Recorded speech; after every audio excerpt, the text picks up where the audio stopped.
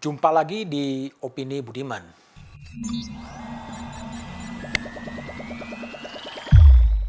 Pandemi memang membuat bingung.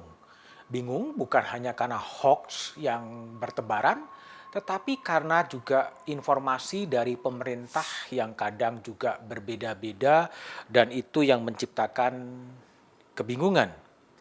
Antara menteri yang satu dengan menteri yang lain bisa menyampaikan keterangan yang berbeda untuk isu yang sama. Ini harus hati-hati dan harus menjadi koreksi dari pemerintah.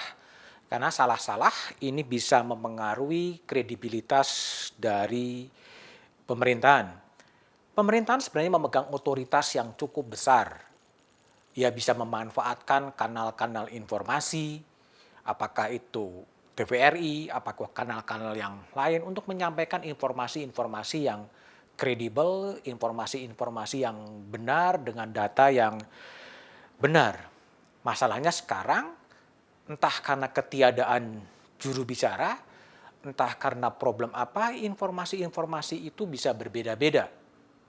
Misalnya dalam konteks perpanjangan atau tidak perpanjangan PPKM darurat. Satu menteri dengan menteri yang lain bisa berbeda-beda. Bisa saja karena titik tekannya yang berbeda, bisa juga karena pengambilan angle dari media yang berbeda. Gaya-gaya komunikasi yang cenderung menantang publik, gaya-gaya komunikasi yang cenderung tidak punya empati terhadap publik, itu juga bisa menimbulkan antipati publik. Contohnya dalam kasus tadi, perpanjangan atau tidak perpanjangan PPKM darurat. Di Yogyakarta pada hari Jumat, Menteri Koordinator Pak Muhadjir Effendi mengatakan bahwa sudah diputuskan Presiden bahwa PPKM darurat itu akan diperpanjang sampai akhir Juli. Bahkan ada informasi, ada ilustrasi yang disampaikan soal darurat militer yang disampaikan oleh Muhadjir Effendi. Itu hari Jumat. Kemudian di hari Sabtu, Menko Marves, Maritim dan Investasi, Luhut Binsar Panjaitan, yang juga koordinator PPKM Darurat Jawa Bali mengatakan keputusan itu baru akan diambil Presiden 2-3 hari kemudian, sebelum 20 Juli. Informasi seperti itu membingungkan dan kemudian dipertajam juga oleh media. Kok bisa arahnya Presiden jelas tetapi turunnya bisa berbeda-beda. Belum lagi isu soal darurat militer yang juga membingungkan karena darurat militer menggambarkan sebuah keadaan di mana kondisinya sangat-sangat parah dan kemudian militer berkuasa. Padahal maksudnya kan tidak demikian. Maksudnya adalah semua sumber daya yang bisa dikelola negara kemudian dikerahkan untuk menghadapi perang melawan makhluk yang tidak kelihatan yang namanya COVID-19. Inilah informasi-informasi yang berserakan, yang membingungkan, dan ini bisa-bisa kemudian mereduksi kredibilitas dari pemerintahan. Situasi ini juga sebetulnya, kalau kita mau melihat ke dalam, lebih dalam, sebetulnya kesemrautan informasi ini juga karena ada ketidakjelasan alasan hukum, alas hukum yang kemudian dipakai. Apakah undang-undang karantina wilayah yang digunakan? Apakah undang-undang wabah yang digunakan? Apakah undang-undang soal penanggulangan bencana yang dipakai?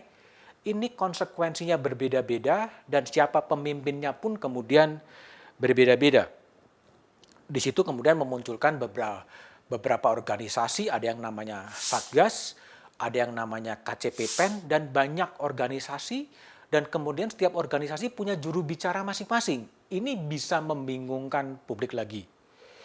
Beruntung kemudian Presiden Jokowi kemudian mengumumkan sendiri bahwa PPKM tidak lagi pakai darurat, kemudian diperpanjang sampai ke 25 Juli, 26 Juli kalau kemudian situasinya lebih baik, ada penurunan potensi penularan dan faktor-faktor lain kemudian akan dilonggarkan pada 26 Juli.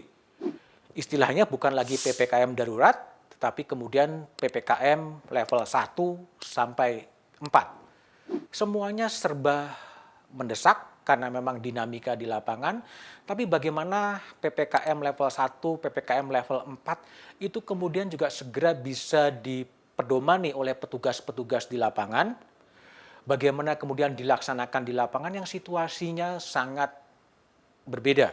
Inilah yang kadang-kadang menyulitkan dan kemudian membuat kebingungan-kebingungan yang tidak perlu. Jika boleh memberikan saran, tunjuklah juru bicara yang kredibel, juru bicara yang menguasai masalah, juru bicara yang punya otoritas, juru bicara yang minimal publik percaya terhadap sosok itu. Selain pembenahan bidang hulu, pengendalian masyarakat, bidang hilir di fasilitas kesehatan, juru bicara punya fungsi untuk menjadi komunikasi kepada publik, juga mengkomunikasikan risiko-risiko yang ada dalam kasus pandemi itu. Apapun yang terjadi, pandemi pasti akan berakhir dan janganlah pernah putus asa dan tetaplah mencintai Indonesia.